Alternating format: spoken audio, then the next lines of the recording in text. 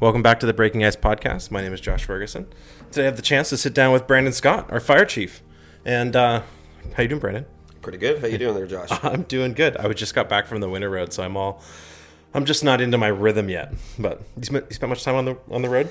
I had a little drive back with my new truck there and getting everything packed away to go 2 weeks from now, head back south again, and sayonara. It's kind of wild to see you go. I feel like you're such a staple here. Yeah, I mean, if you'd asked me that question last year this time, I'd have said, you're crazy. I'm never moving away from here. Yeah. But opportunities arise, and it's hard to fault people for when good things present themselves to them, and we're happy for you. Never thought I'd be at this point in my career. Oh, yeah. What is that point in your career? Tell us more. I mean, I came to the north with my power engineering ticket. So, I mean, I started working for the GNWT, maintaining all their buildings there.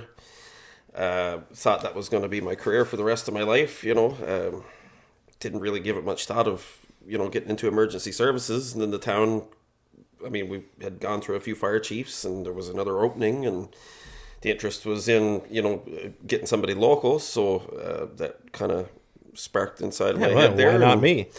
Put my name forward, and here we are 3 years later. I'm gone into full-time firefighting emergency services. That's pretty cool. And how does that stack up to your previous career in terms of how much you enjoy it?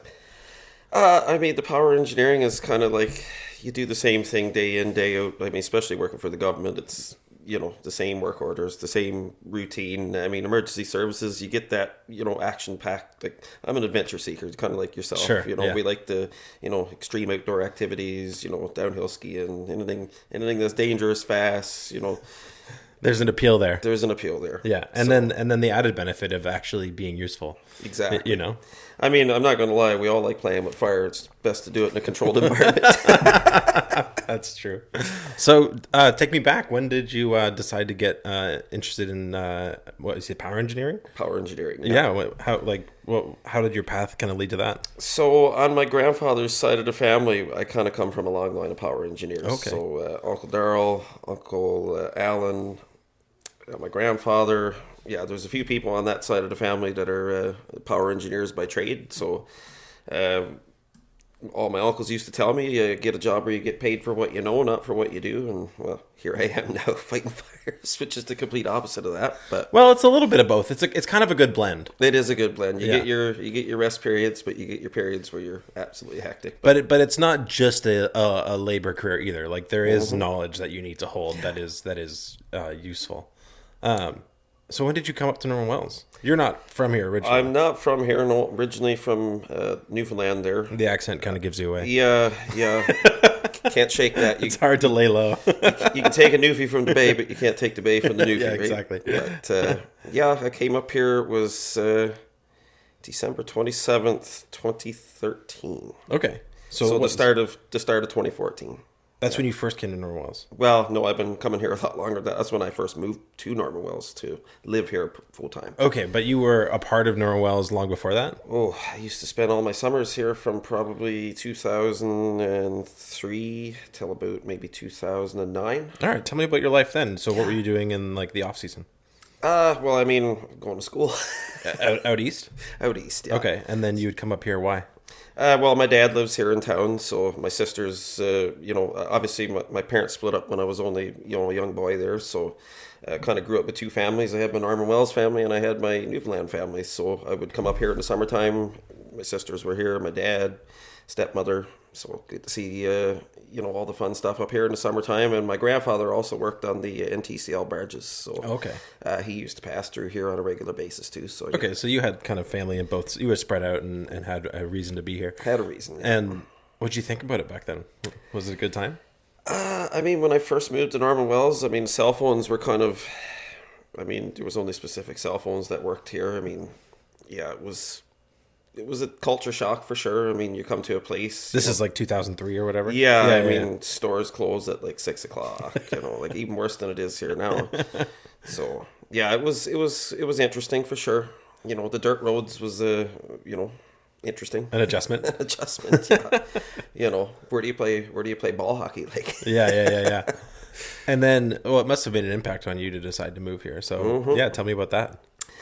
Yeah, I mean, moved up here, like work prospects in Newfoundland weren't the greatest at the time. I mean, they're probably still not the greatest. I mean, most of the guys that I know in the trades are, either working from, fly in, fly out, or moving west. So I think it was just pretty standard for anybody that was in skilled trades or, any professional career for that matter. Because, I mean, my hometown is a tourism, fishing-based community. So, I mean, a lot of the careers there are not, they're not educated careers. They're just labor positions. So, I mean, the most educated people in my town probably work for the hospital or teachers. Yeah. Everybody else kind of, even the government jobs have all centralized into the bigger centers. So, why is it that you see so many people from out east working here in the north or out west? In your opinion? I mean, that's where the opportunities are. But what's with the lack of opportunity out east? Is it just like nothing going on?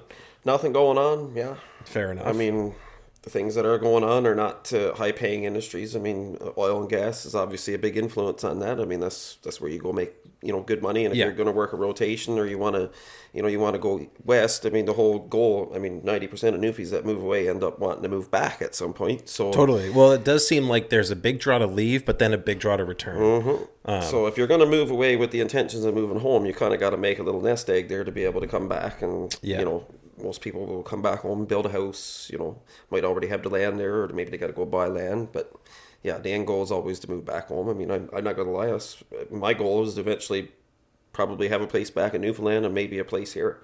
I've never been out east. Is it beautiful? It's nice. Yeah. I mean, it's definitely different from what I remember. I mean, I know winters there are not nowhere near like they used to be. I mean, it's the middle of January there now, and it was plus 7 degrees yesterday. Oh, wow. Well, it's pretty warm here right now, so. Well, I guess, yeah. But now we also got 18 inches of snow on the ground, so. Yeah. True. Yeah. Okay, so then when you decided to come up here full time, what kind of was it? Just that kind of classic draw of needing to exercise your skills in a market that actually paid? Well, I mean, I had a job in St. John's, which is the biggest city in Newfoundland there, and I was working for Central Dairies, but I could not get into living in a city. I didn't like living in the city. That life is not for me. I like the action adventure, skidooing, out on the land. There's a freedom to living. Yeah, that freedom is definitely the draw that brings me to a smaller place. So, and did that kind of get fostered in you from your time up here to begin with? Yeah, I mean, I was lucky enough that I had two amazing dads in my life where my father and my stepfather both were, heavy into the outdoors, cabin life, moose hunting, everything that, young kids should be into. Sure. So, yeah, I was lucky on that side of things. So, I mean, obviously Norman Wells is the epitome of, outdoors. It's pretty good. Yeah. I mean, if you were going to market this town to an audience to try to draw people here, I mean, that would be the audience. Well, it's all about lifestyle. Yeah. In terms of marketing this place. Exactly. It's like, there's drawbacks, but, it's isolated and you don't have like the comforts that you do everywhere else. But there's a lot of other really cool things about it too. Exactly. I always tell people that falling in love with it sneaks up on you. Yeah.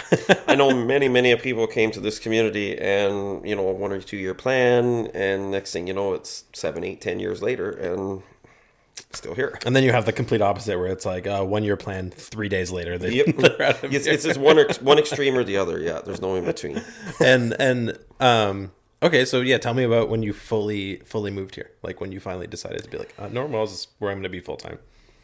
Yeah, it was an interesting one. I mean, I first moved up, lived with my dad, spent about 6 months living with him. Ended up getting some roommates there and getting an apartment together. I mean, it's a great part of growing up and learning how to be a young adult. And it was pretty cool to get out on my own and can't say that didn't come without challenges. Sure. Roommates always. It's like, I didn't even consider what I hated about living with other people. Yeah. Yeah, exactly. But it was good. It was all people that I grew up with around here too. Yeah. So I mean, yeah. It could be small things. It's like, why do you step out of the shower onto the floor and then you leave a puddle on the floor? Exactly. Things like that. It's like you don't really think about. Yeah, I want the temperature at 20 degrees. No, I wanted it at 18. Yeah, that type of stuff. That's way colder. Yeah, exactly. Right. So okay, cool. And then how long before you got involved with emergency services? Was it? So I was in town. It was summer of 2015. Yeah, summer of 2015, I joined the fire department there. I'd always been interested in it. Just as a volunteer? Just as a volunteer, yeah. I put my name in. Yeah, just decided to join up on a whim and never looked back.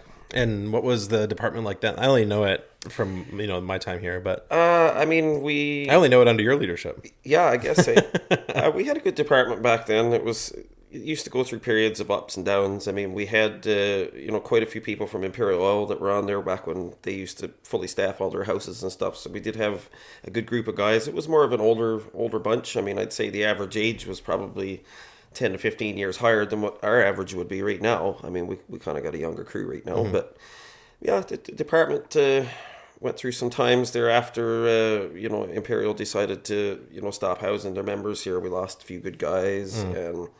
ConocoPhillips and Husky there, they stopped working. So, I mean, the town's population kind of took a little bit of a dive. We went from about 800 to, 7.25. So, it's a significant drop.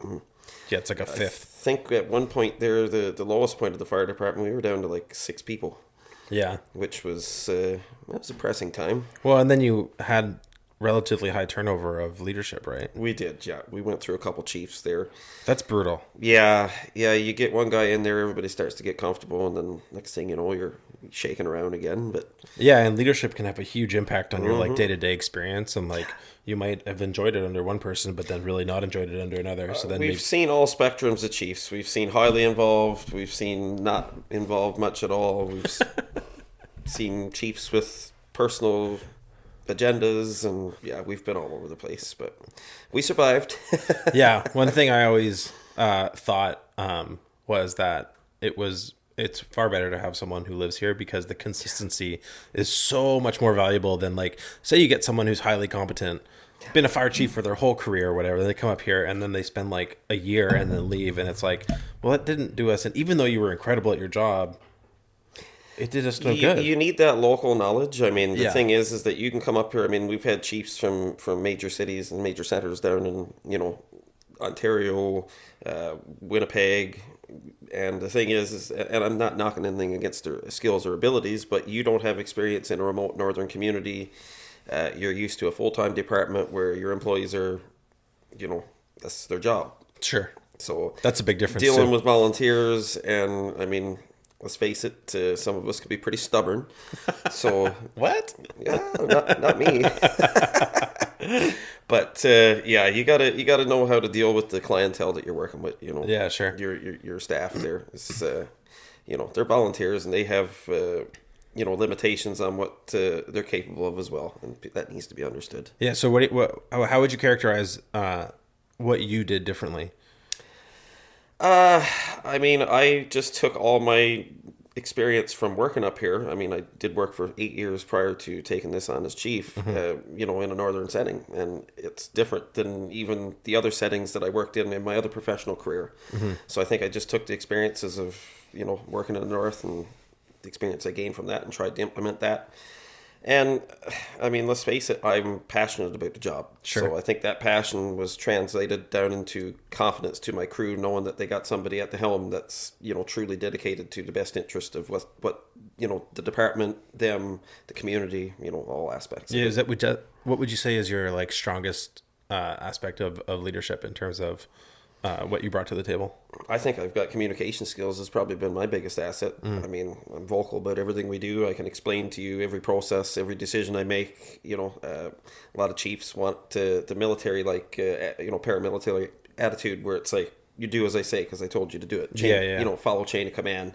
I'm not opposed to having somebody question my tactics or my methods or motives. And you know what? There's been times where they've challenged me, and you know what? Maybe they have a better way to do it. And we've implemented things that, maybe would, bruise the ego of somebody that was not as resilient. I did admire that in terms of your leadership, where you did not shy away from suggestions. And I thought that was really admirable, because people can get very strong-headed about that and then just do things a worse way for no good reason. And you need to be able to differentiate between when it is the right time to take opinion and then when it is the right time to say, no, sorry, this is I'm the way going to we're veto doing it. this. Yeah.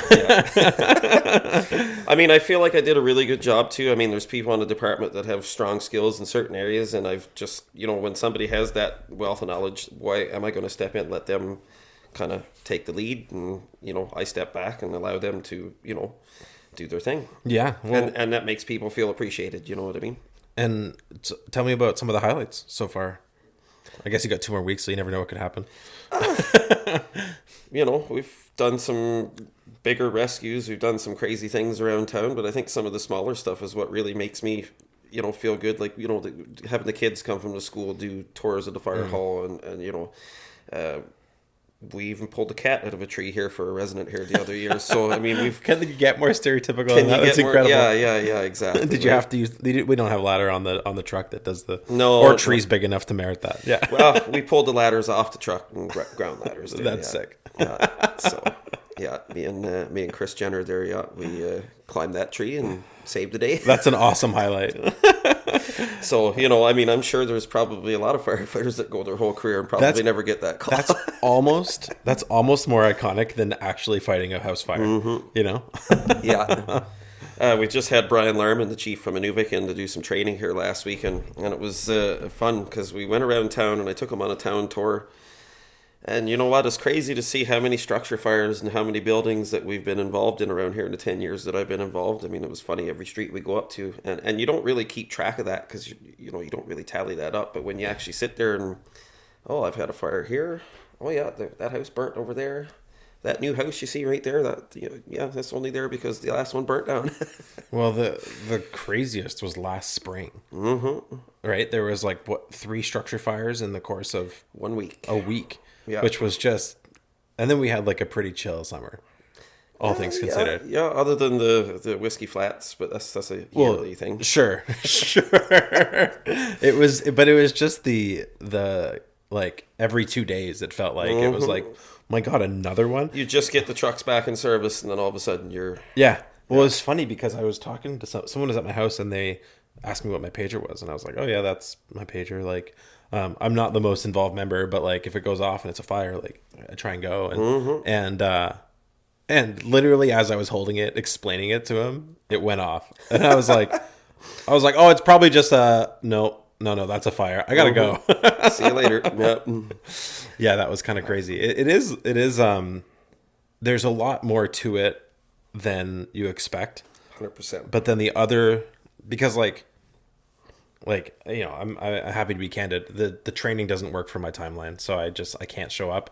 But at the same time, if there is a fire, you kind of need people to just hold a hose sometimes, and that can be really helpful. Exactly. Even bodies on the ground. I mean, even the tasks that go on behind the scenes, maybe not on the front line, are just as important as the ones that are out there. Or even just showing up to help clean up for if you had 6 guys on a fire, and then exactly, it's a lot of work to reset the hoses and all that. So it can be really helpful to have people there too.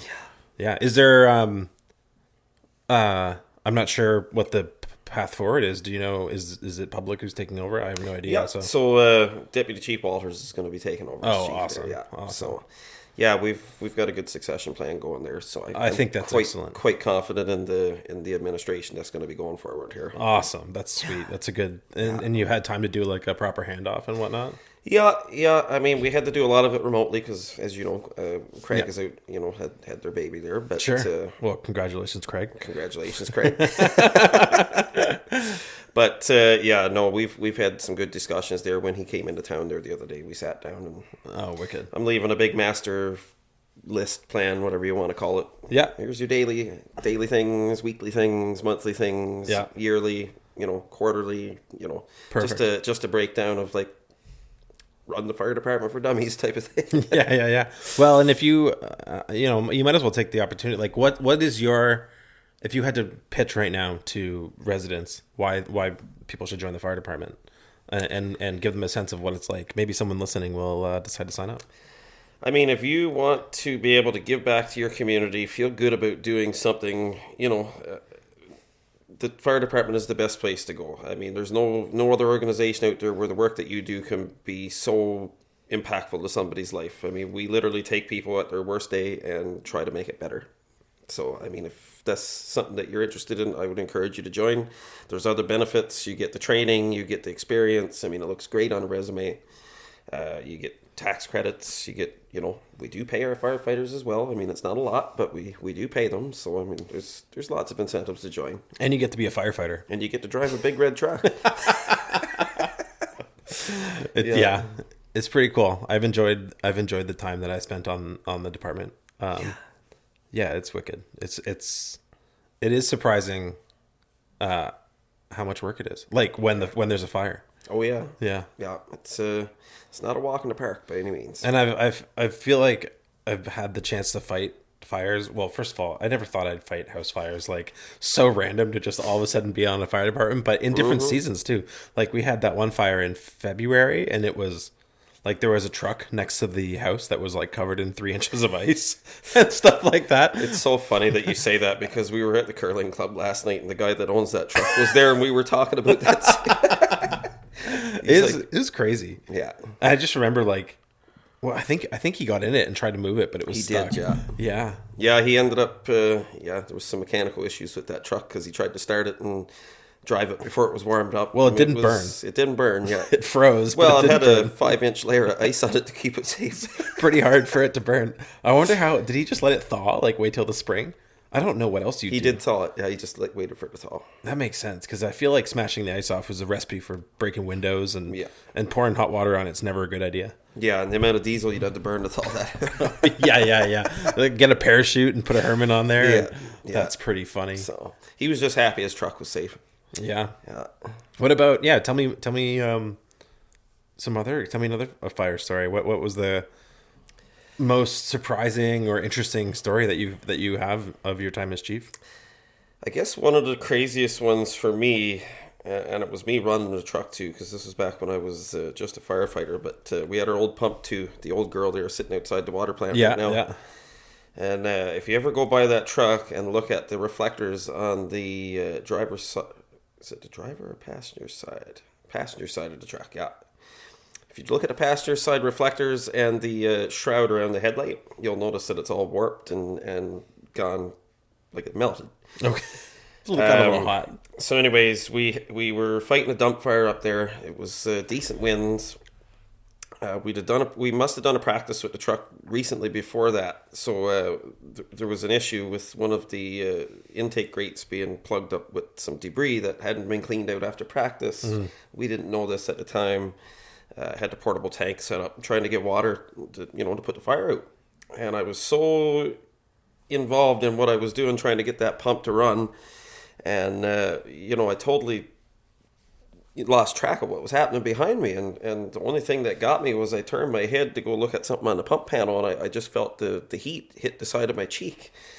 And I was like, I turned around, and the mattress and sofa pile caught on fire, and we all know how quick that stuff goes up. Yeah. And I mean, the truck was 15 feet away from that. Oh. So, I mean, I could feel the heat on my face. Well, and the other thing that people might not realize is that your gear does an incredible job at insulating you from the heat.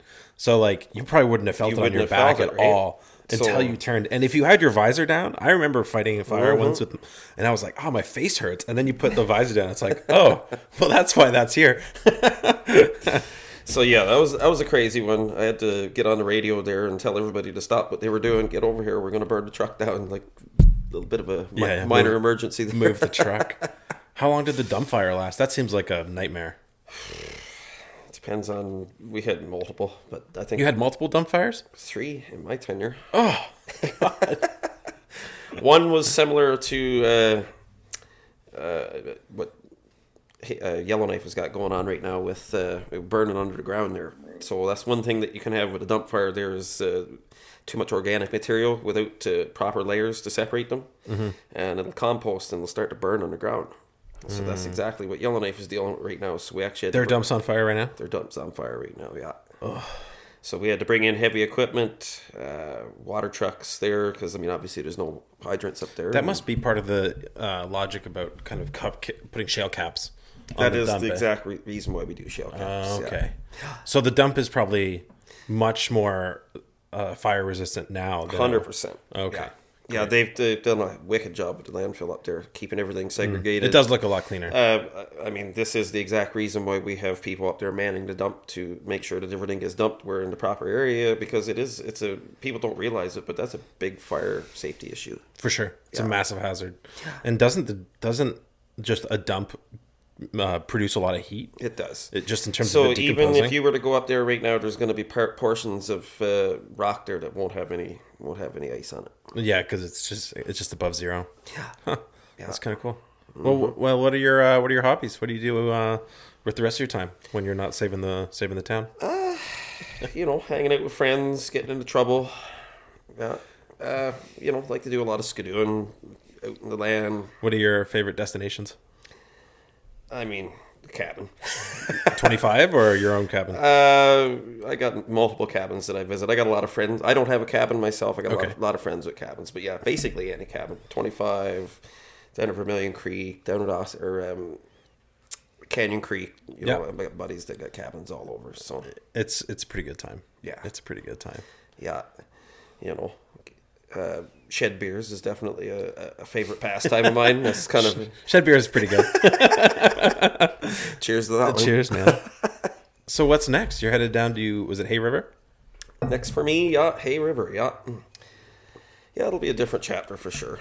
I think there's going to be a big change in pace for me here. Sure. And what was the draw? What was the pull? I think the call volume and the ability to get experience that I'm not capable of obtaining here in town, just because of the fact that we're a defensive fire department. Sure. We don't deal with the medical calls like Hay River does. Like, they run a full-fledged ambulance down here. So cool. All right. So you have a desire for more experience. More experience, yeah. I mean, I'm in this career now. I mean, I've got a lot of experience running a fire department. I've got management experience, but I need more frontline experience in order to... So you're not going to go become another fire chief. You're going to, work my way through the... Yeah. I mean, the goal is eventually when I get down there is to get into like an officer's position within the department itself. But I mean, obviously I need to earn that as well. So, no, certainly. But it's highly probable since you have so much management experience. I know that the competition's happening this summer, and I've already started building my resume for... Very cool. For that reason, yeah. That's pretty cool. So... And is there anything else in Hay River other than that? Like, you got family down there or friends? My grandfather used to work for NT, so I mean, obviously he was based out of Hay River. I mean... So I do actually have quite a few people that know my family, and I'm sure have probably heard from grandfather over the years. So it's pretty cool. When I went to the fire department social down there over Christmas, I mean, obviously I didn't want to throw the name around because I don't want to sound conceited. But just name and dropping your grandfather. Name dropping the grandfather there, but. Yeah, so when she found out that I was Scotty's grandson, of course, that was the big announcement across the table there. Hey, everybody, this is Scotty's grandson. And, of course, everybody on the fire department that was above the age of 40 years old... Remembers who he is. So, not so much the younger guys, but... Is he passed now? No. He's 79 years old and still working. Heck yeah. And where does he live? Does he live back out east? He's back in Newfoundland. Okay. As all Newfies do. Mm-hmm. Yeah. He never moved away from home. He just he did the rotational thing. Yeah. Oh, okay. All right. Yeah. Nice. Yeah. Sweet. And yeah, what else? What else is going on? I guess it's kind of bizarre to believe. What are you feeling about that? I'm feeling pretty good, I must say. Yeah, I think things are going to work out. It seems like a town that's got everything. Maybe not quite as well for the outdoor side of things as what Norman Wells would offer, but I mean, you're on a highway, so you got access to all the same territory. You just might have to drive a little bit further to get to it. That's all. Mm-hmm.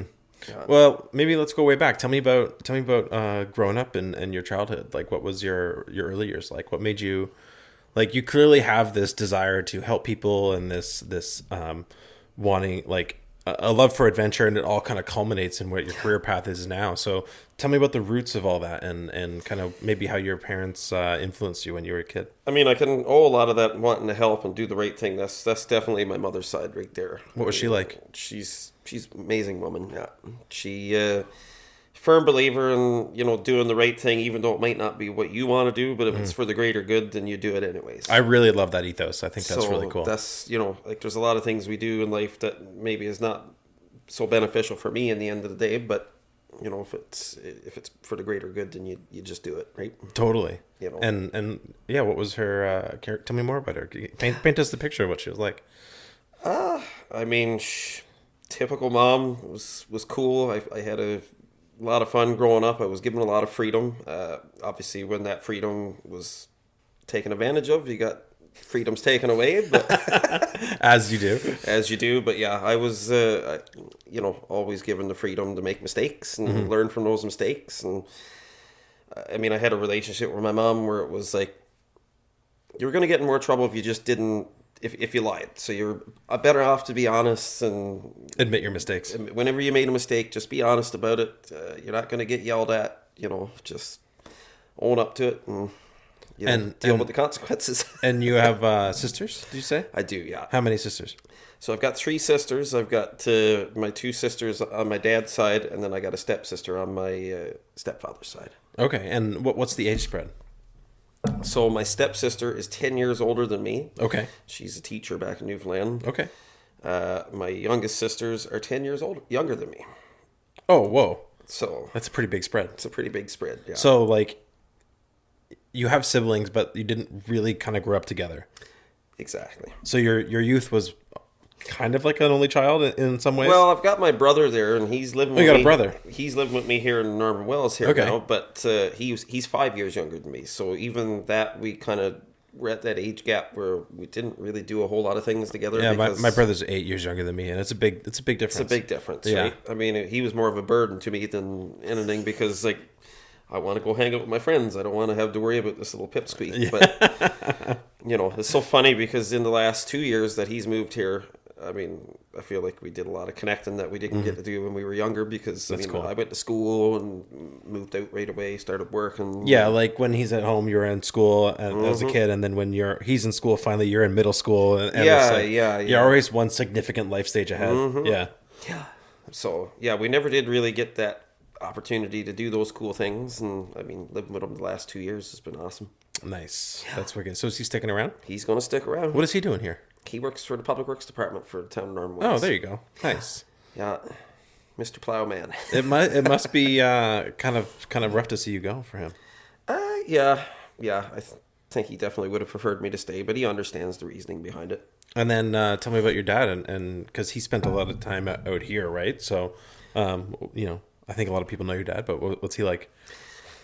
He's ninja. Yeah. Yeah, I mean, I can attribute a lot of my grittiness and my, you know, toughness and resilience to, you know, I will say that my old man definitely was somebody that had high expectations, and I think that, you know, that led me to be successful because I always did have that high bar that I had to meet, and I mean, I think it benefited me a lot in the long run. I mean, I'm definitely sure there was days where I was like, but Yeah. you know. It's all because they care. Yeah, for sure. My dad was pretty strict when I was growing up, and it always drove me crazy. But looking back, I do really appreciate it. It's tough love, right? Yeah. I think we need more of that these days. Yeah. This gentle parenting approach. I don't know. We'll see. We'll see the results in 20 years. Yeah, we'll find out, eh? Good God. Yeah. But no, there was no gentle parenting in my repertoire. Yeah, and awesome. I mean, I remember doing so many trips up here with him, and like, I don't know, this is like the example of his, you know, wanting me to do good is like, okay, you're on Great Bear Lake fishing, and we're trolling for fish, and you look back and you can see the line coming out from behind the boat, and he's yelling, keep the boat straight, and you look back and you'd swear to God there might only be like a degree or two, but no, keep that boat straight. So when you were young, did you spend a lot of time on the land? Did, yeah. Nice. And was it mostly just with your dad, or did you spend out on the land with community members as well? I mean, I remember going out on the land a lot up here. We would go down, like, one I remember, like, predominantly was going down to Stuart Pope's cabin. I mean, Stuart, my old man, still really good friends to this day. We'd go down to Stuart's, and Stuart's cabin is right at Hoosier Ridge, right across from Oscar Creek. Yeah. So Oscar Creek is where Wilfred McDonald's cabin is, and he used to live down there. So I remember being a kid, we'd go to Stuart's cabin, we'd set up our tent, next thing you know, the boys Is it summer or winter time? Summertime. Okay. Yeah, be in the boats, and then somebody'd be like, "Well, let's go over and get Wilfred," and we'd bring him over, and it's just good memories. Yeah. That's sweet. And Pretty then cool. do you guys spend time hunting and fishing, or was it mostly kind of like recreating and quadding? And things I mean, like depends on the time of year. I mean, if yeah. it's in the middle of summer, you're pretty much just down there just enjoying the land. But I mean, fall time, we're hunting. The worst thing is I never really got to enjoy too much of the fall time stuff because I spent my summers here. So I usually, like, end of August, I was on the plane heading back to Newfoundland to go headed back to school. Yeah. So I kind of got to miss out on that side of things. So was kind of spending your summers here with so much freedom and then going back to school, was that a difficult change? So I spent my summers canoe tripping in Ontario, and then I would go back to school in Mexico. Now I enjoyed going back to school, but there was definitely this thing where I felt like on the trips there was so much more responsibility, and I felt older than I did back in school. Like I was still treated like a kid, but I was doing things out on the land where I was like, no, like a kid couldn't do what we were doing.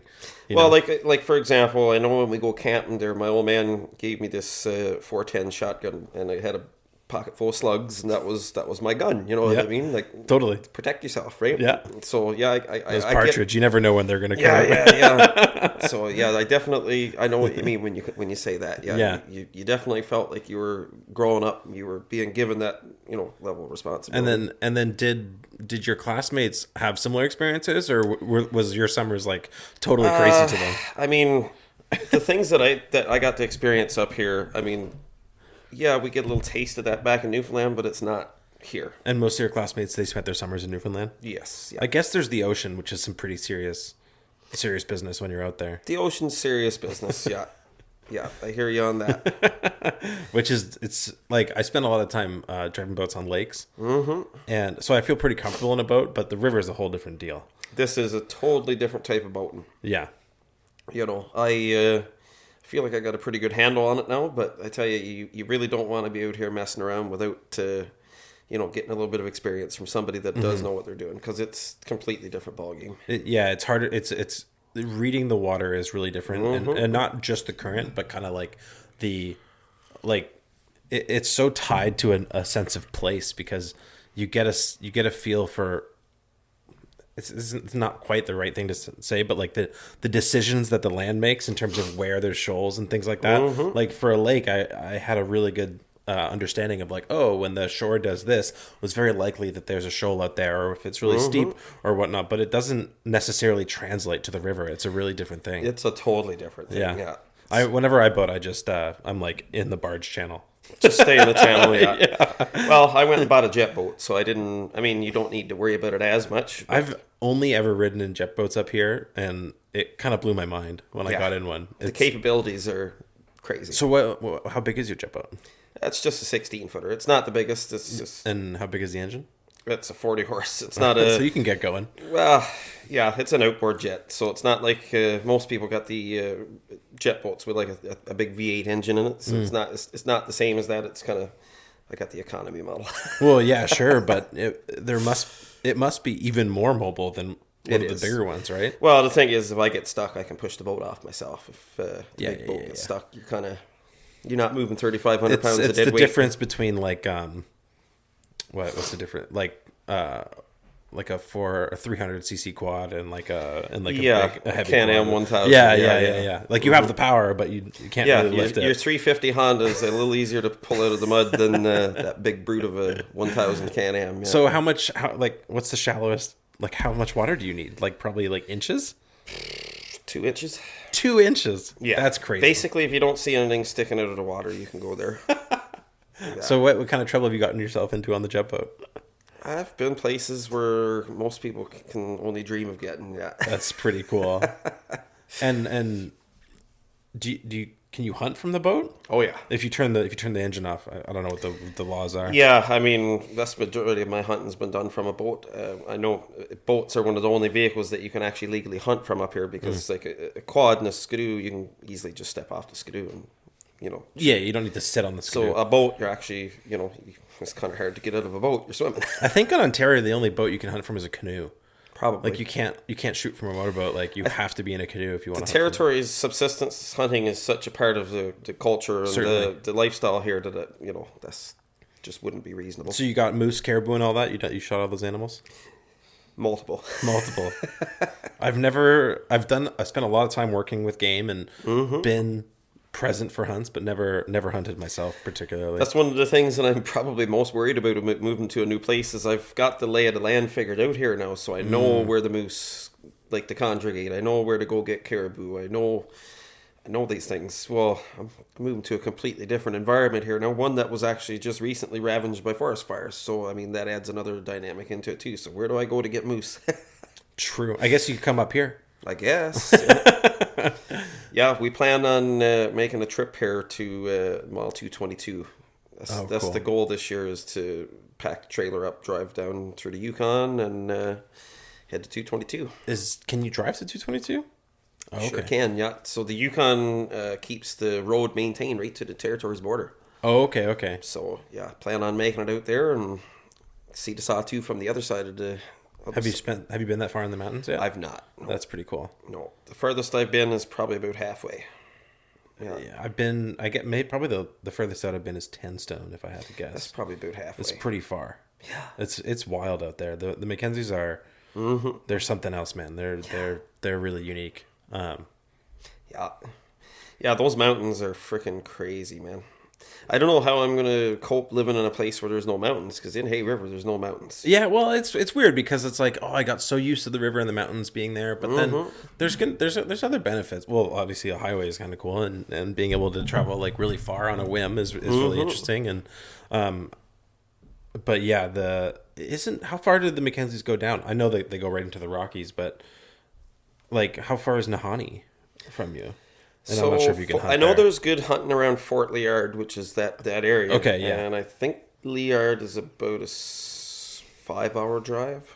Yeah, I'm sure that your knowledge will translate relatively easily. Yeah. It's not like you're moving to like... I just got to bring the boat with me. That's all. So if you're in a jet boat and you shoot a moose in 2 inches of water...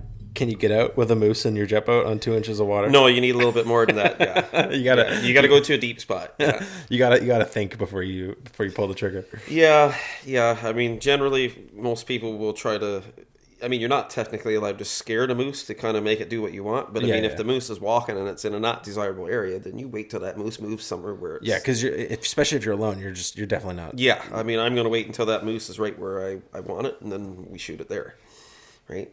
Not in the water. Preferably not in the water. Yeah, well, is that just difficult? Why is that difficult? I mean, if you want to be standing up to your knees in water while you're trying to pull the hide off of something, be my guest. And it just can kind of get the meat dirty and stuff like that. Yeah, it'll get the meat dirty, and it's just like driving with snow on the road. You can still do it, but sure, it's a hell of a lot harder when there's 6 inches of snow. You got any standout hunting stories to tell us? I don't know if I'd want to tell them on camera. Good hunter never gives up his secrets. Well, have you shot muskox too? Muskox is the only animal that I've never really tried to shoot up here. Oh man, I had a tag once before and I was unsuccessful. I feel like that's because like you can shoot moose and caribou and deer everywhere. Well, not everywhere, but in a lot of other places. But muskox is kind of unique to up here. I mean, see, a lot of people want muskox because they want the fur, they want the horns. Totally. But I think the meat's delicious too. I'm not a trophy hunter, and I prefer moose and caribou a lot more than what I do. Really? Muskox. Yeah.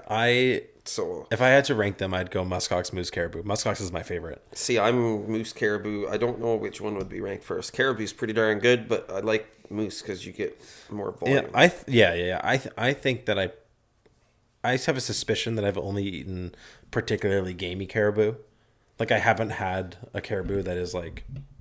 There's like a kind of a spectrum in terms of like, like that's really nice meat, and it has to do with the time of year that it was harvested, right? The time of year, the way that it was harvested, the age of the animal. Yeah, the age of the animal, the shot itself plays a big difference in it, because if the animal runs and gets tensed up before it succumbs, then I mean obviously you're dealing with that.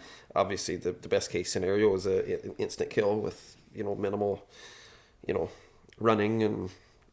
I mean, obviously everybody likes to see an ethical kill. Yeah, of course. That's the goal, right? Not only is it ethical, humanely wise for the animal, but it makes for good meat. Totally. There's a lot of incentives to do it properly. Exactly. That's pretty cool. Yeah. But so you don't want a muskox rack hanging on the wall? No. I feel like everyone I know wants one. I've passed over a good many trophy animals just because I'd rather have the smaller, more tastier meat. Sure, that's fair. And to be honest, if I was to get a muskox, those ones that are trophies are not going to be good quality meat. That's when you're going to get the gamey, tough. Yeah, the older animal. Yeah. So do you have your spot picked up where you're going to live down south? Yeah. I got everything situated. Everything is falling in line. You renting or are you going to buy a place? Going to be renting, yeah. I'm going to give renting a try for a year, and if I'm still passionate about the place after a year, then that makes sense. You don't necessarily need to commit right away to owning a house. Yeah. Because who knows, if I don't like it, I might just pack my truck back up and come back up here. Fair enough. It's wonderful to have that kind of freedom. I was gonna say, since the forest fire went through, probably getting firewood is pretty easy. Do you have a wood stove in the place that you're gonna be living? No wood stove, no. But I think I might just go cut wood just for the hell of it. Well, send it up here. I need some. I was looking at some of the freaking wood around town, man. It's I'm so easy. What I don't know is how dry it would be after a forest fire. Because my suspicion, like my instinct goes, it would be dry. But then another part of me goes, probably not as dry as you think. Probably good now because it's like 3 years past. Yeah. Like Oscar Creek. Yeah. Well, that's more than 3 years past, but yeah, you'd be like that now. Like it's to the point where like limbs are falling off. Yeah. Okay. I feel like that's a pretty indication that it's dry wood. Yeah. Yeah. Sooty. And you don't have to go far from town. No kidding. It's just right there. Yeah. Well, you could sell it too. Yeah. Well, I guess a lot of people would probably wouldn't be worth much because if it's that easy to get, then it drives the price down. Right? Well, yeah, but people don't really like cutting firewood. Yeah. Yeah, I don't know. I feel like I'm going to be so busy running the ambulance down there, I'm not going to have time to think. So you're going to be on the fire crew, or is it both? It's both. Yeah. It's both. Yeah. And so tell me more about your position that you're going into. What's it? So I'm basically doing the same job I'm doing here, just not managing it. Okay. So my job title is Protective Services Specialist. So that means I'm going to be fire, ambulance, municipal enforcement, and animal control. Okay. So you have a nice spread. The full spread there, yeah. And is it a professional team down there? Like, are there full-time firefighters down there, or is it also... So the team that I'm working with is all volunteer. The only full-time members are me and the deputy chief and the chief. Okay, so it's actually rather similar to here. It's very similar to here, yeah. Oh, you're probably a pretty desirable... They probably are happy to have someone else on full-time. They were quite happy to see my interest when I applied. That's really cool. So, yeah, you'll be pretty busy then. What's the volume difference in terms of calls? It must be way bigger. How many people in Hay River? Roughly 3,500. Okay. So that's quite a bit bigger. Quite a bit bigger, yeah. So I think call volume-wise, they're doing, 850 to 900 calls a year. Oh, okay. So that's like multiple a week. Yeah, sometimes multiple a day. We're talking average of 2.5 a day. And it's whoa. But that's mostly the ambulance, right? So the ambulance is busy. And you don't need many bodies when you're dealing. Like you don't need like 10 people. It's not a full crew response. So we do a duty crew. Okay. And the duty crew is responsible that week for. So you have a volunteer you'll have different volunteers depending on the week that you're, and then you'll be the consistent member. I mean, chances are a lot of times it'll probably be me and like the deputy chief might take the call because we're already at work anyways. Uh-huh. And are you going to be doing more medical training, like specifically? Oh, yes, yeah. So with the training I have right now, because we're BLS certified, I can still go on the ambulance as an attendant, but I just can't be the primary attendant. Totally. So, but now once the EMR training is completed, then I'll be able to take calls. And how close to like a paramedic is that? I mean, there's a big jump in training when it comes to going from an EMR to a full-on paramedic. What does EMR stand for? Emergency Medical Responder. Okay. So that's a 80-hour course. It's the basic entry level for air ambulance service. Yeah. Yeah, that's the EMR is the 80-hour course. Correct. I feel like 80 hours is the minimum you need to be more serious about those things. They that's are what the very, very serious about their ambulance. Like there's competencies that you got to sign off on. So like spinals and things like that. Yeah, I mean, if you're not checked off on a certain competency, then you're not able to work on the ambulance. You know what I mean? So you got to work with your partner there, and once you've done enough volume of calls that you're able to check off all your competencies for whatever the task is that they're wanting you to demonstrate proficiency. So once you get that all signed off, then you're good to go. And have you done that course already? No, that'll start as soon as I get down there. Okay, cool. And do you have to travel for that, or is it in town? No, it's an internal thing that we do. Okay, great. So are more of the volunteers doing it as well? all the volunteers down there are working on the ambulance as well. Yeah. Beautiful. So and the ones that aren't working on the ambulance are actively working towards getting to that point. Yeah. Well, I can imagine it's the kind of thing where you want everyone who's available to be trained up to that point. We have, I think, 37 or 36 members down there. Oh yeah. So it's a fair decent sized group of volunteers. Oh, that's real. I'm really excited for you. I feel like you're gonna learn a whole lot. Oh yeah. Yep. I can say that again. Are you nervous? Nah.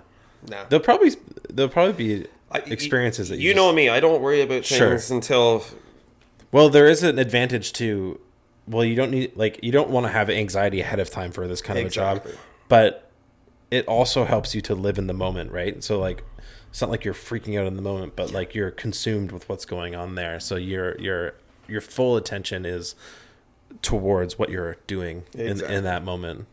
Yeah. That's very cool. So then, goal is to get a bunch of experience on there, and then is the dream to be a fire chief out east kind of thing?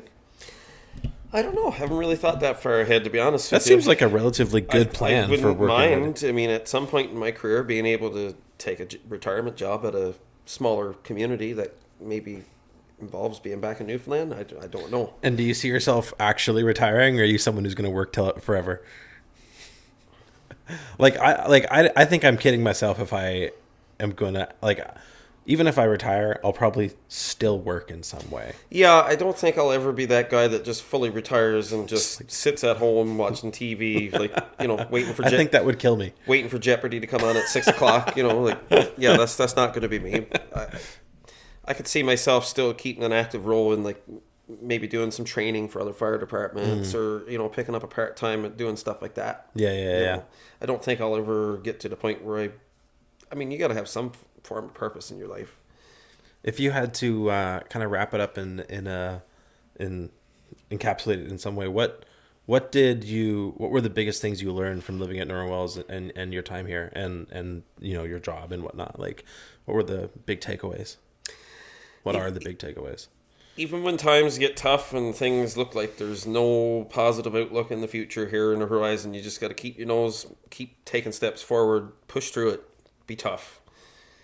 I think that's the biggest takeaway you can get from this community, because believe me, living here, there's challenges that are not easy.